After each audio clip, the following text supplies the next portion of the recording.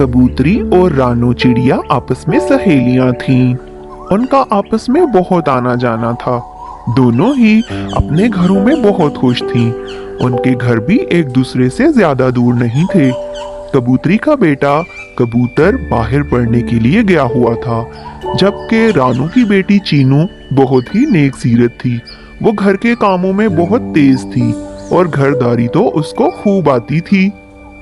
कबूतरी को पता था कि रानो ने अपनी बेटी के जहेज के लिए बहुत कुछ इकट्ठा कर रखा है और वो अपनी बेटी की शादी धूमधाम से करेगी।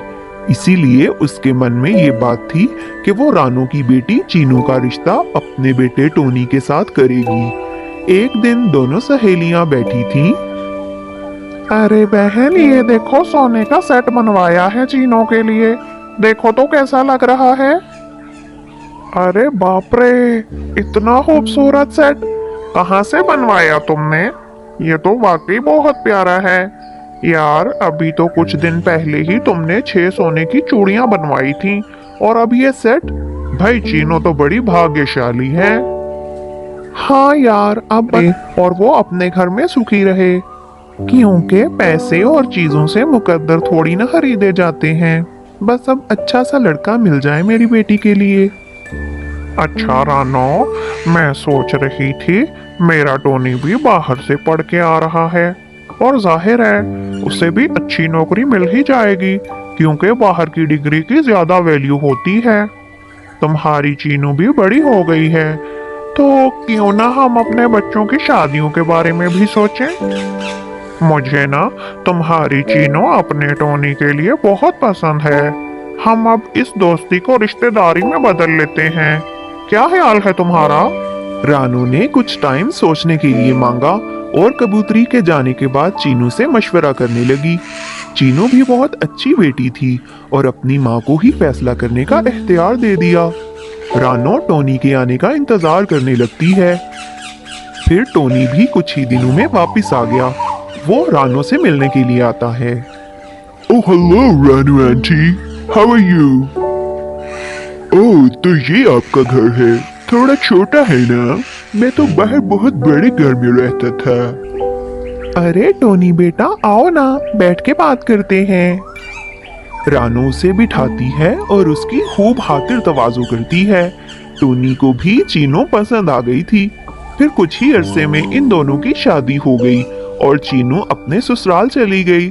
ससुराल जाते ही चीनू ने सब कुछ संभाल लिया, क्योंकि उसको तो पहले ही आदत थी सारे काम करने की। शुरू में तो सब ठीक चलता रहा। कबूतरी भी चीनू का ख्याल रखती, मगर आहिस्ता आहिस्ता उसका रवैया भी बदलने लगा चीनू के साथ। एक दिन टोनी चीनू को बाहर खाने पे लेके जा रहा था। मामा, हम बाहर जा रहे हैं। आज हम डिनर बाहर ही करेंगे। क्या बाहर जा रहे हो? हाँ भाई, जाओ जाओ। अब तो माँ को कोई पूछता ही नहीं। मैं तो फालतू बंदा हूँ ना इस घर में। भला अब मुझे क्यों पूछने लगे तुम? अरे नहीं मम्मी जी, हमें वापसी पे थोड़ी देर हो जानी थी, इसीलिए आपसे नहीं पूछा।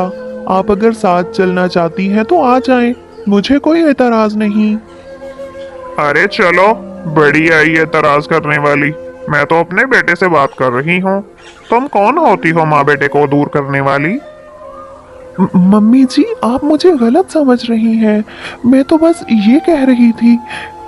अच्छा चीनू, बस भी करो ना। क्यों बहस कर रही हो मम्मा से? चले मामा, आप रेडी हो जाएं, हम साथ चलेंगे। कबूतरी हमेशा ही ऐसा करती।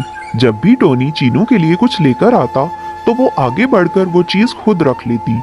उन दोनों को कभी अकेला कहीं जाने नहीं देती। और अब तो उसने काम वाली को भी छुट्टी दे दी थी और घर के सारे काम चीनू से ही करवाती। और अब तो टोनी भी अपनी माँ की साइड लेने लगा था। चीनू बेचारी बहुत सब्र करने वाली थी। वो चुपचाप सब कुछ सह लेती, कभी शिकायत न करती। फिर एक दिन रानू चिड़िया अपनी बच्ची से मिलने आती है। जब रानो चीनू के घर पहुंची तो वो झाड़ू लगा रही थी और उसका हुलिया भी बहुत खराब था। हाय मेरी बच्ची, ये क्या हालत बना रखी है तुमने अपनी। लगता है कोई तुम्हारा ख्याल नहीं रखता। मैं अभी बात करती हूँ कबूतरी से। अरे मम्मा, मैं अपने घर का ही तो काम कर रही थी और घर के काम करना तो अच्छी बात है ना। आप किसी से कोई बात नहीं करेंगी। अभी वो दोनों माँ बेटी बात कर ही रही थी कि कबूतरी आवाज लगाती है। अरे ओ कमबख्त, कहाँ मर गई? इतना वक्त लगता है सफाई में। चल अब जल्दी कर, ये कपड़े तेरी माँ धोएगी क्या?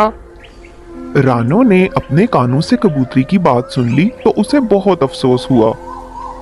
कबूतरी बहन, तुमने तो मेरी लाडली बेटी को नौकरानी ही बना दिया है। मैंने तो तुम्हारे भरोसे चीनू की शादी टोनी से करवाई थी, मगर मुझे ये सब देखकर बहुत अफसोस हुआ। तुम तो मेरी सहेली थी। रानू की बात सुनकर टोनी को गुस्सा आ जाता है और वो कहता है, अरे सासू माँ, तुम्हारी बेटी में कौन से सुहाग के पड़ लगे थे? वो तो शुक्र करो मैंने हाँ कर दी, वरना इससे किसने शादी करनी थी। शुक्र करो एक बाहर से आए लड़के का रिश्ता मिल गया तुम लोगों को।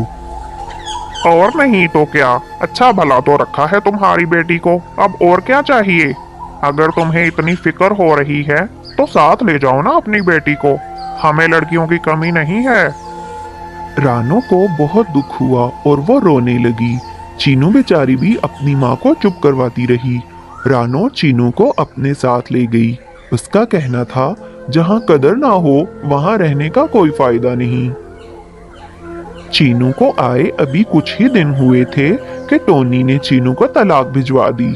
चीनू बेचारी बहुत रोई और फिर एक दिन उसको सब्र आ ही गया।